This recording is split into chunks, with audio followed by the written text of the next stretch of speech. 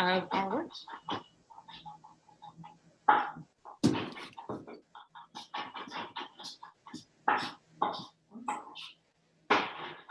Well, thanks for joining. We'll probably wait another few minutes or so before we start. If there are any last stragglers, but it seems like our I'm happy. Workshop just for I would do that any day. So today we're streaming from the Veith House, which is in Kimchi Workshop on ceded Veith territory. And we're very fortunate to have my friend and awesome kimchi chef, Isaac. Okay, that's right. And I'm Alexa. I'm the founder and director of Stop Trashing It. We have someone else joining us. That's Jessica. Awesome. Hey, Jess. Awesome. Do you want to share a bit about yourself? Sure. So Veith House is a neighborhood. It's a community, a neighborhood hub. So they're funded through the United Way, and they provide services for the community that are. They like to say they're an evidence-informed practice, and so what that means is whatever the community needs, Veith House does. And so there's actually a booklet that dates all the way back to like the early 70s when Veith House was founded that actually has a list of every single service they've provided every year since, like 78 or something. And so you'll see things change from it being a food bank to being counseling to mostly childcare and all different kind of community service needs. And so that's kind of what Veith House does. This community kitchen actually is really being driven by the Newcomers Kitchen program, being led by Sally Ghazi, who's the newcomer coordinator here at Veith House. And so it's kind of awesome that we get to use this because we're now able to kind of share some great ways to preserve food, especially now that we're kind of getting into the fall, and it's nice to be able to kind of maintain a little bit of the bounty of the harvest that we have here in Nova Scotia. So I'm really excited to go through with kimchi. Just last weekend, I made about 100 pounds of kimchi with my dad. Whoa. So we love kimchi, we eat kimchi all the time. I learned this from my friend who learned it from his mom, she was the one who made kimchi for the whole family back in Korea. So we definitely, it was definitely the best kimchi we ever made was the one that him and I made together the first time. So I've been trying just kind of to reach that level of excellence every single time. So on your dad's farm, when you made all of that kimchi last weekend, was that as a way of kind of making the in-season produce go a little bit longer? 100%. So we were like out there in the field collecting, all the green onions. We were taking all of the Daikon radish that was from another farm. We took that. We were using that. We pretty much everything, the carrots, green onions, everything was from Nova Scotia at least. Most of it was from the farm. And then you just add a couple little ingredients. So a little bit of seijout and a little bit of,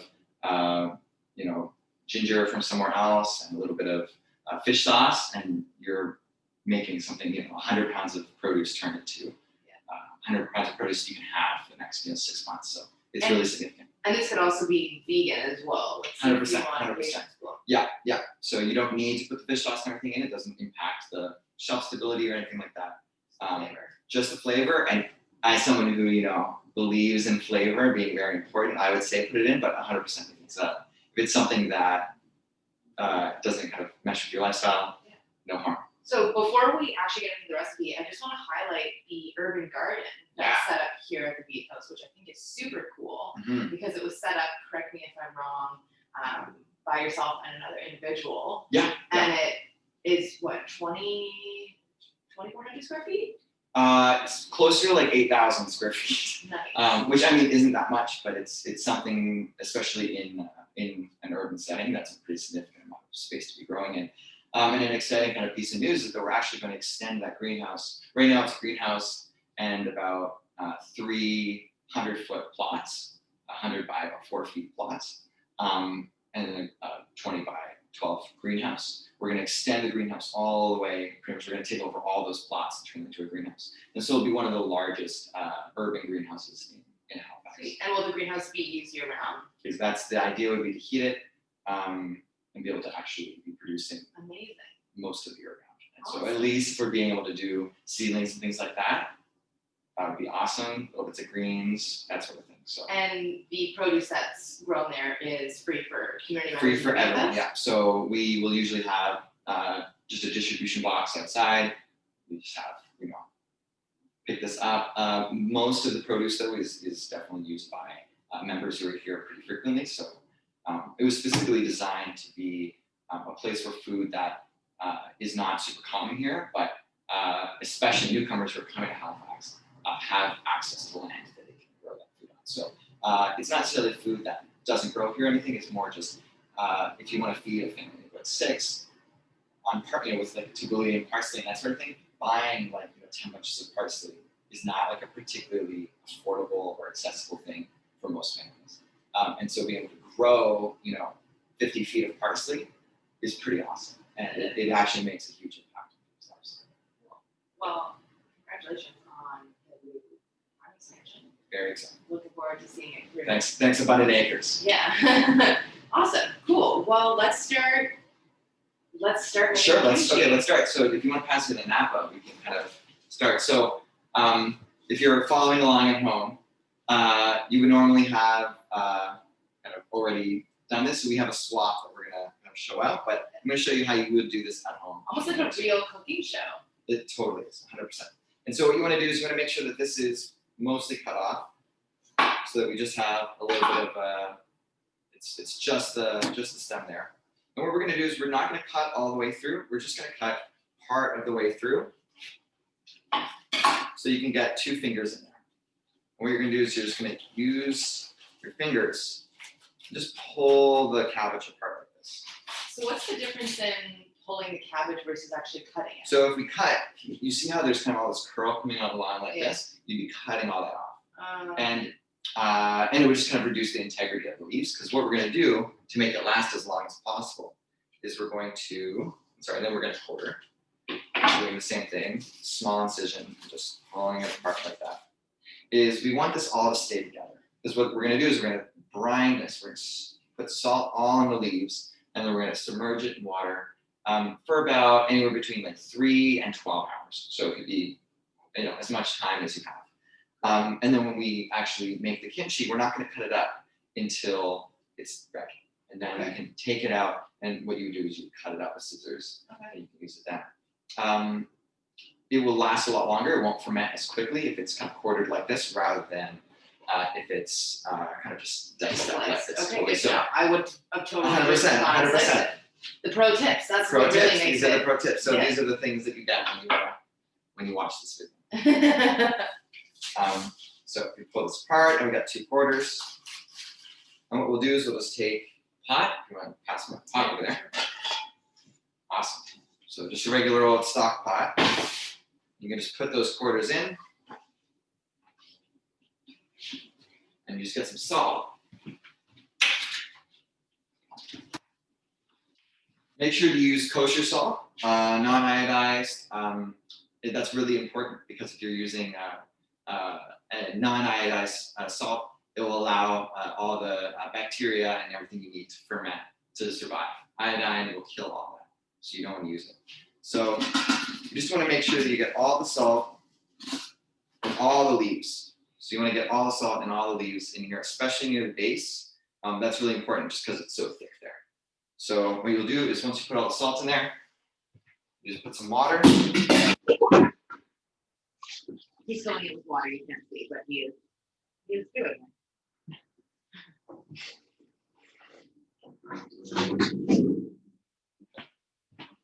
For a little head of cabbage like this, maybe about 4 cups of water and about half a cup of salt. Cool. And so this is what it looks like when it's... Right.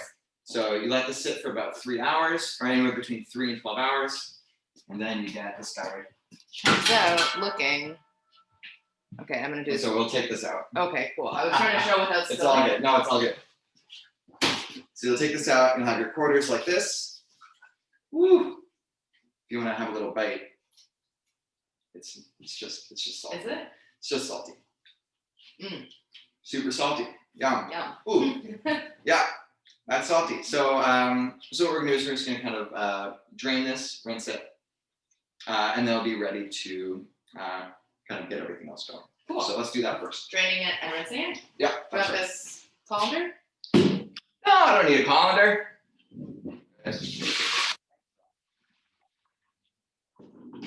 Just rinse it one by one. Okay.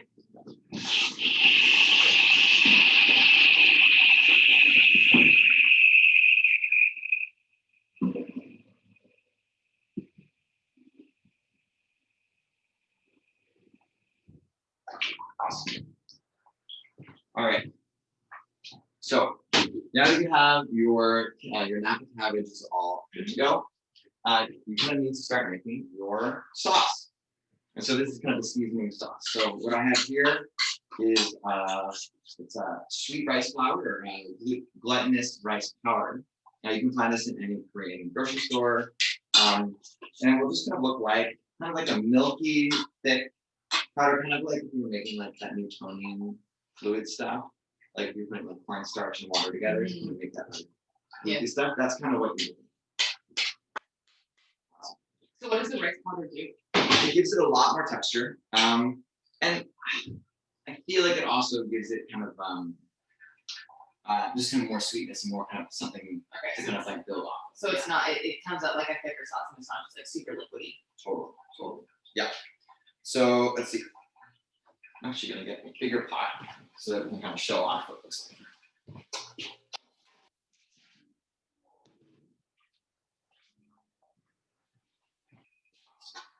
Bigger Napa, looking good. It smells amazing, and I know we haven't really done much. Oh, I don't know what No, smells good, but no. it smells amazing. If you could smell it. It's literally just salty cabbage. It's really good cabbage though. Where's this cabbage from? So this cabbage from Ted Hutton's farm, and it's kind of funny. Ted Hutton has a reputation actually because this cabbage is grown on land that has very similar soil kind of biome as areas in Korea that are really great for growing cabbage. And so when people who kind of know about Korean Napa cabbage are in Nova Scotia, they're like, and they taste Ted Hutton's, they're like, it's like being back home or back when I was in Korea. It's interesting how much like the soil and the soil composition really affects the food that's grown. I mean, it would be like eating pea potatoes or something, or like apples here, right? Like an apple in somewhere where they don't really grow very well is going to taste very different than kind of peak harvest apples in Halifax, or sorry, in Nova Scotia. So it can be very different. Awesome. And so so now that we have our glutinous rice mixture. Did you heat that up as you mixed it? Yeah. So what I did is I heated it up. And then it was just a tablespoon of the rice flour or the rice powder, and then about half a cup of water. You can use dashi as well if you wanted to. I just didn't have any dashi with me, but we could totally use that at some point. It just adds more flavor, more umami. It's dope. We love it. Awesome. All right. And so you're gonna need to have a couple things to make sure that everything tastes good. So one of them is seijo. I can never pronounce it properly. Sajuot. It's salted shrimp. It's really salty, and it just adds a really nice fishy flavor. You want some grated ginger and some minced garlic as well. And so those are going to be really important just for building your flavor in your kimchi. Another main component is the green onions. So green onions are you can use green onions. If you don't have green onions, you can use leeks. You could use, I've never tried using like endives or like ramps or anything. I don't think those would work, but yeah, usually green onions or scallions or something is kind of what we would want to use. And then my favorite part of this is actually the daikon. And so we're using, it's called Cam Bravo daikon. It's kind of like a Korean radish. If you want to have a little taste, you can. We have lots here, so it's all good. So it's a really spicy on the outside. So the skin is really spicy. The inside is really sweet. Yeah. And so it's a really cool kind of like flavor contrast to have. And you just cut them into big matchstick sizes. Totally. Yeah. Because these will really get salty and briny when we put it all together. Oh, that's really good. Really salty and briny together. and kind of just be almost pickled themselves. It'll be Cool. pretty fun. Okay, Tastes great. awesome. And then a little bit of carrots and fish sauce. Those are kind of all the things we need. And so what you can do at this point is just mix it together. Cool. That's pretty much it. So, oh, sorry, the most important part is the gochugaru. So this is the Korean red chili flakes. Don't use like, those like, red pepper flakes you put on pasta or something. These are very spicy and a very different flavor profile.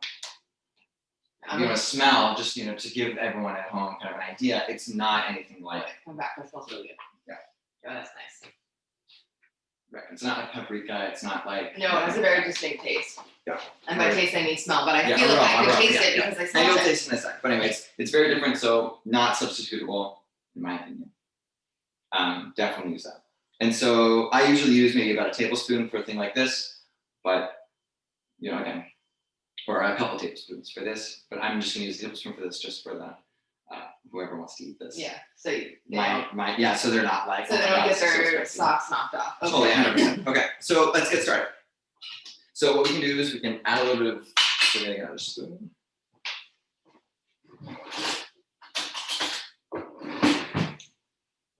So we're gonna add a tablespoon of the gochugaru right into the glutinous rice mixture. So I take it it's not gluten-free. You could make it gluten-free. I think it is gluten-free. I don't actually know if glutinous rice means like it is gluten. Oh, gluten. I'm not 100% sure. It's also just called sweet rice powder. So yeah, I would have to figure that out. But so as you can see, it's kind of turning like this pinkish red color. That's what gives the brine and it gives you that red. That red. Yeah. So that's And so we're just gonna mix that up really nice.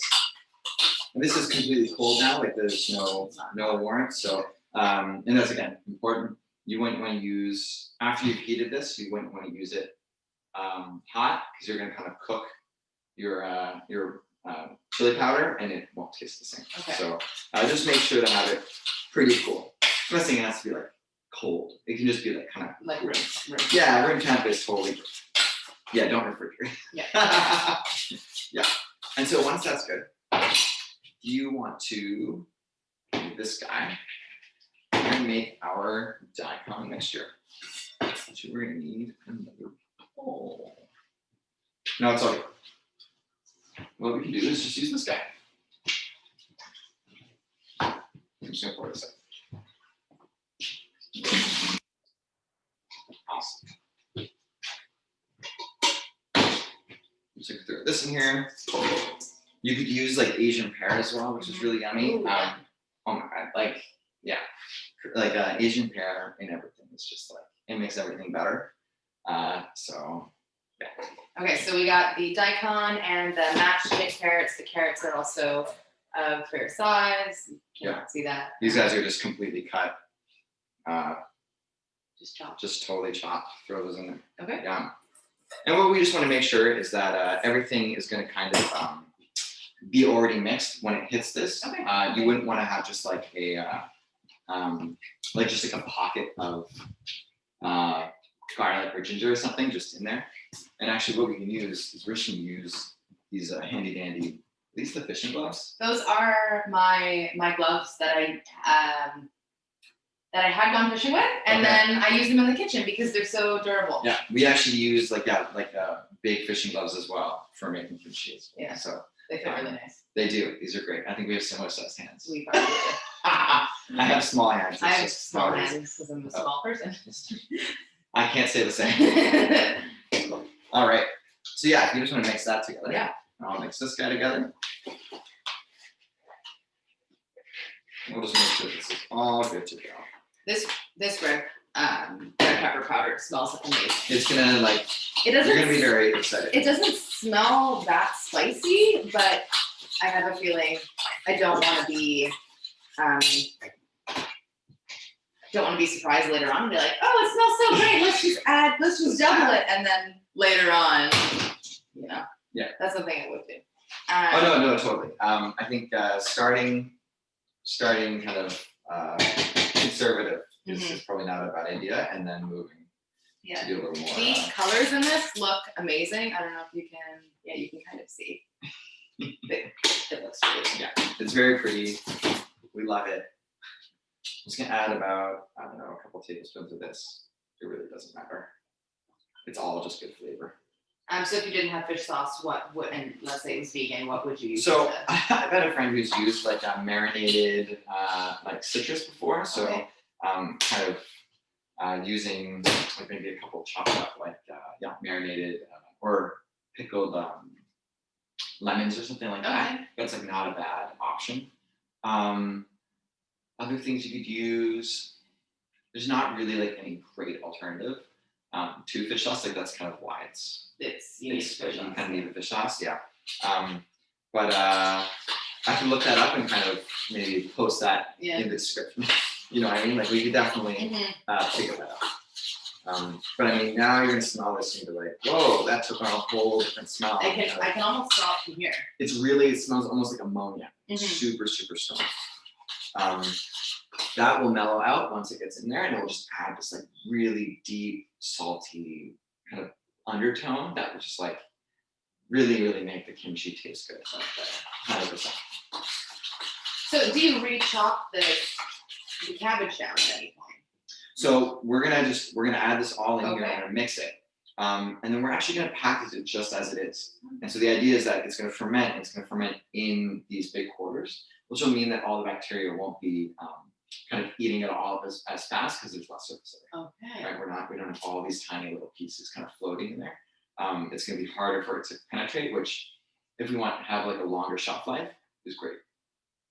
It is harder to eat though. That is kind of one thing that a lot of people don't like so much about it this way, is that you have to take it out and chop some off, and it's a little more of a process. But I think of it as a ritual more than a process. Well, I also It's think like in the nice. context of trying to get your food to last longer, if there is a way to preserve the shelf life, and like you mentioned, you know, if you're making a lot in bulk, if you did have a lot of Mhm. extra produce, or if you're giving this as gifts or something, like knowing how to make it last as long as possible is key for sure. Totally, and it's no extra preservatives or anything. It's Yeah. just the shape, Yeah. which is pretty cool. Yeah.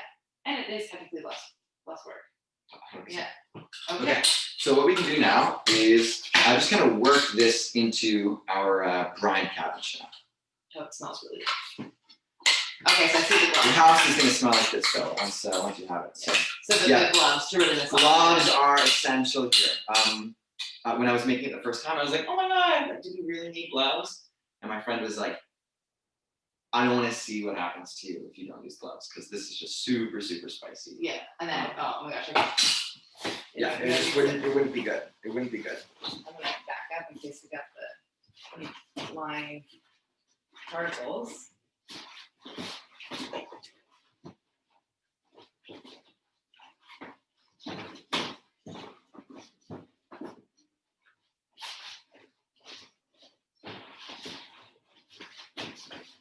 Let me add this in here.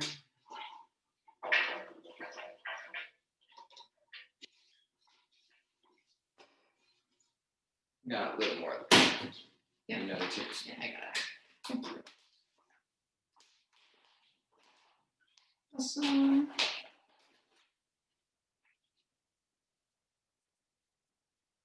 stuff.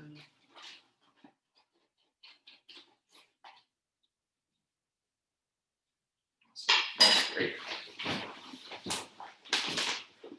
A little more fish sauce.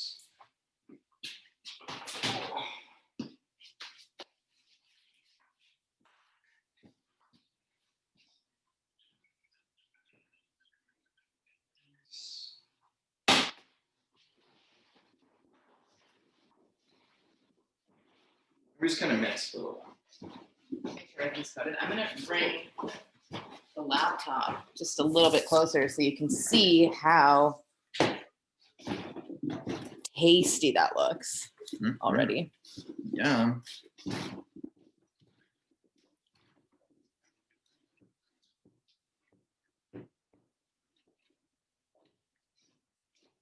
Cool.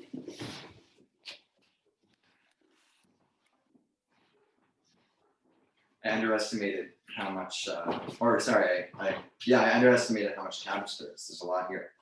So that's great. So it was a big head. It was a big head. It was a big boy. Yeah. So yeah, this will be just a little, probably a little less spicy, and that's probably not a bad thing to start with. So do you have to cook this down at any point? No, this is it. Like we're almost ready to rumble here. Okay. 100%. So yeah, so what we'll be able to do is if you get if you bring the jar over, I'm just gonna check that I didn't make any mistakes. You just let her know. What? Just gonna check that I didn't make any mistakes. Do you need tongs or you're just gonna rogue it? Oh no, just throw it right in there, bud. Throw it right in there. Oh yeah. I'm much more timid in the kitchen than you apparently. No, we're just going all hands in. So what you want to do is kind of fold it up like that, so you can really get with one hand, because you're not going to be able to get two hands in there. You want stem up. Just throw that buddy in there. Stem up so you can pull it out easier later. Pull it out easier, exactly. That's it. Just kind of start packing those in there. Okay.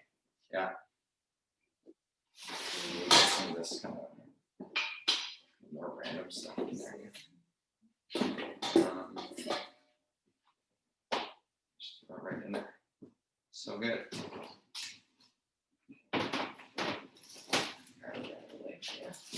So do you end up putting any liquid back in with this as it ferments? So it will give off a lot of liquid. Okay. Oh, I want that over there. Sometimes you make mistakes. That's okay. That's okay. Bob Ross would say that's okay. That's part of life. That is part of life. Bob Ross. We love Bob Ross in this house. In the Veith House, we love Bob Ross. I mean, it's Like hard to that. not like Bob Ross. It's really hard not to. Put another smaller jar. Yeah, let's go. Then we can start pushing something. So you're really packing it in there. So yeah, you want to have as little air bubble as possible. Oh, okay. Air bubble is your enemy. Okay. Because you're really pushing. Why is air bubbling your enemy? So there's a lot of bacteria that's aerobic, which means that it, I mean, I know you know, but just for anyone watching, aerobic means that it uses oxygen to kind of grow, right? And so that's really bad. We don't want aerobic bacteria in there. You want Anaerobic bacteria, which will not grow will only grow in a non-oxygenated environment. So if there's pockets of air kind of like that, we're in trouble. Okay. Do you So- want something to poke that down with? Sure. Maybe That'd be something great. like that big boy. yeah. Yeah, do you want me to go? Good, Yeah. good shot. I'm gonna kind of clean up around. Yeah. We can use this. This isn't going. Yeah, It's not going anywhere. see if we can. I feel like I'm gonna learn a very strong lesson later. Because I'm touching all Here, of it. I'll hold it and you Okay, push there we it. go. Nice. Looks great. Yeah, I like this move where you're kind of like pushing along the side. That's great. I think that's really awesome. This is great stuff. Awesome. Oh yeah, that kind of alleviated it a little bit. Yeah. Looks good. Oh. Beauty. All right, let's keep Perfect. going. We're just gonna pack more of this stuff in there. Yes, it looks a little dry now, but yeah, just trust me, it will start getting juicy over time. So I've never done much fermenting before. I've only pickled things. Right. And by I mean my roommate mostly leaves it, and then You're kind of, I reap the benefits. Oh, I see someone else is right here. I'm gonna let them in. Yeah. So we usually just pickle, and I'm so used to you make the pickle brine mixture, and that's really what brings that all together. Right. But this will break down a little bit over time itself. yeah, oh yeah, so this will break down a lot on its own. And I think we can probably get that little jar going now. Yeah. Okay. So again, full leafy side first. Bottoms Yeah. up. Bottoms up, that's right. There you go, there's your new kimchi brand. Bottoms up kimchi. You can take that. Take that to the bank. Yeah. All right, do you want to do your little Yeah. your little spatula move? Awesome. Yeah, this jar is a little Totally. And so we're just packing this as deep as possible. I'm trying to get as much of that kimchi in there. And so you can see, like, look at that, that's already starting to give off quite a lot. Yeah, a lot of juice. So I guess you wouldn't want to have a jar that's only half filled. You really want to make. You want to make sure you got kimchi's Okay. got to fit the bowl or fit the jar, right? Something like that. It's gotta fit. I mean, when we make it pretty differently because we're using an entire fish tote, and it's like. Oh, you do a really big process altogether. Yeah, one big thing. So you normally just do one big fish tote filled. One big fish tote filled. That's a lot of kimchi. It's a lot. How many cabbages? I think we did like somewhere around like 10 or 11, And it's and they're about 3 or so pounds each. like around this size. Yeah. So this is another cabbage. I mean, even one cabbage this size is. So that one would probably fill like 2. Yeah. Yeah. So because you're using all the daikon, Yeah. all the other stuff in there. So what other things aside from daikon and carrots do people put in? Or is these are the two traditional? I mean, carrots are not even really that traditional. Like, I think you can do it, Yeah. but I'm thinking of other like local in-season produce that you might oh get yeah, I mean, here in Canada. things that I would put in here, just for fun, like just to kind of experiment. Yeah, definitely like leeks. We do like leek chi once in a while. You can experiment with different types of cabbage. I mean, Napa is kind of like the best, so I wouldn't stray too far from that. And this is fine. Like, there's just a little bit of air. I think there's a few other little tidbits flying around that we can, pop in. I would be interested to see what like little like pieces of potato might do. Thing is, you have to be really careful because sugar content in the kimchi will really change things a lot. Why is that? Just because of the bacteria situation. So some bacteria need different kind of levels of sugar, different levels of acid, all these So things. potatoes might actually really mess that up. So that was the thing, is like once we grated the carrots, and the carrots were just giving off ridiculous amounts of sugar, and we had like a yeast plume in the kimchi. It's the grated carrots, a lot of surface area. Yeah, exactly. So the cut carrots, fine, but once they were grated and they were just like super paper thin, they were just giving off sugar. It was just, they ruined our entire batch of kimchi. It was really sad. It wasn't one of these big 100-pound ones. It was a smaller one. Still tough. Like still like. You were the one who did kimchi. Oh, I wanted the kimchi so bad and I couldn't eat it. Yeah. Let's just see if we can get a little more of this out. Yeah, I really And want. you can already see that it's actually filled up quite a bit with.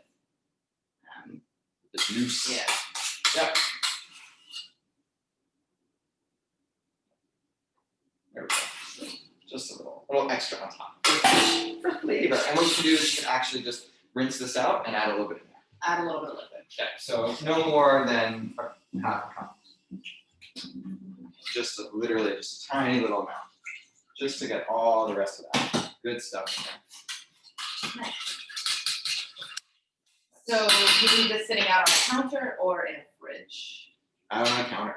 On a counter. So let's just get that there. Looks pretty good to me. All right. We've made quite the mess. We have But made totally this. worth it. Absolutely. We will clean it up. Yes. Veith House, don't worry. So We got you. making sure you have the right gloves. I got making gloves, sure yeah, it's no, nice, we're good. nice and tight. Yeah, And really you nice said- and tight. So what I would do is let this sit at room temperature for about 2 days. After the first day, I would burp it. So even in the next like 3 or 4 hours, this is going to start putting off a lot of gas because it's breaking down Yes, you'll be and able it's releasing CO2, right? Mhm. So it's going to start releasing all the CO2 and it has nowhere to go. And so what could happen if you left this for maybe like a week is the next time you open this up, it Oh, would gosh, just explode. explosion. That is something I would do. Happens many times. So I would maybe put like a notification in your calendar or like big like flashing sign like burp the kimchi. burp that kimchi. Okay. That will be like key thing to do. Okay. Burp the kimchi. Do that for maybe a day or two at room temperature. At that point, it's pretty much good. Like you could eat it. I would definitely let it sit for maybe a week, 7 days, 2 weeks. And you're getting really, really well developed flavor, and that's kind of the kimchi that you're like, oh yeah, like that's So like the 2 good weeks. stuff. Okay. I'd say 2 weeks, and then throw it in the fridge. And then in the fridge, it's good at least 6 months. Okay. I mean, even longer. You can then chop it up, use it as soup. Kimchi is one of those things. It's so versatile. Yeah. It's so. It's just like if you want to add flavor and nutrition to anything, you can use it. So I guess my 2 questions is, what are some of the nutritional benefits from fermented foods, in particular kimchi. Totally.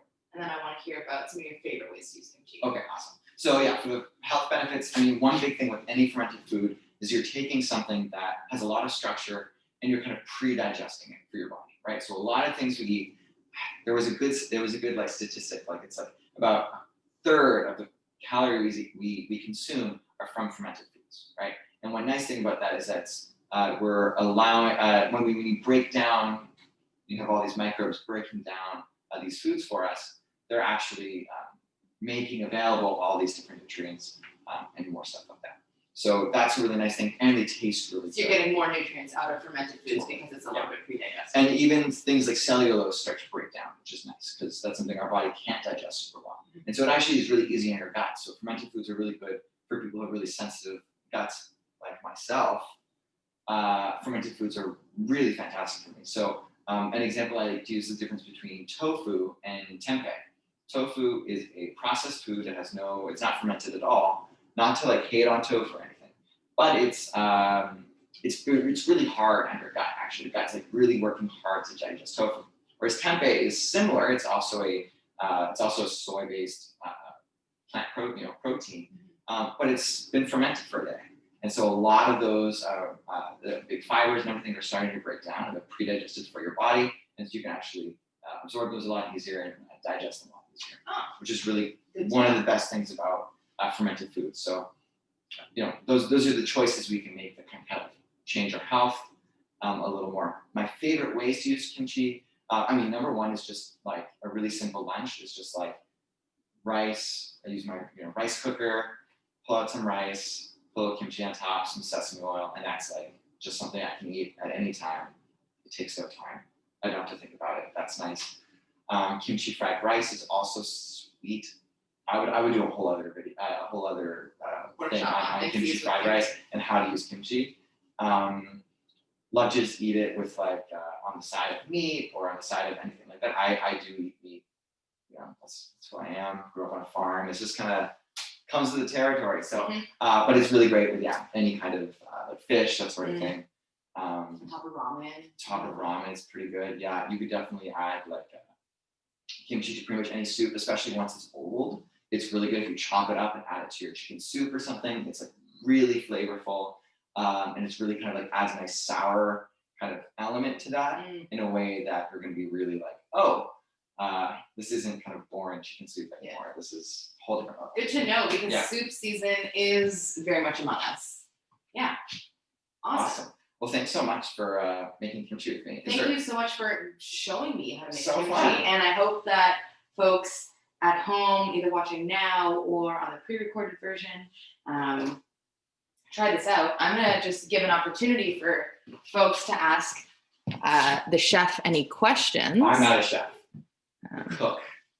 We got a message saying, learning lots about the veggies. Thanks for the info. Hey, you know what? I'm out here for your info. Let's just get one last close up of this kimchi. It looks awesome. Amazing. Sweet. Well, thanks so much for tuning in, folks. Hope you have a lovely Sunday evening. Bye. Bye.